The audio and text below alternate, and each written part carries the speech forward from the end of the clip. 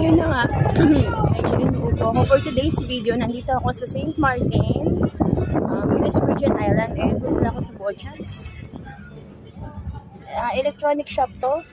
I bought bala po ng Nintendo Switch. Guess, ano po yun, request ng mga anak ko. Kasi binili ko sa yun ng Nintendo Switch. So, ayun lang. Actually, meron ako ang bongga ng bubo ko.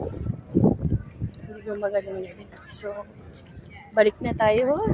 Umiinit na ang panahon. We're going back to the ship. It's 10:40 a.m. at 11:30 ang aking pasok. So, ayan. Yan yung mga tinda dito.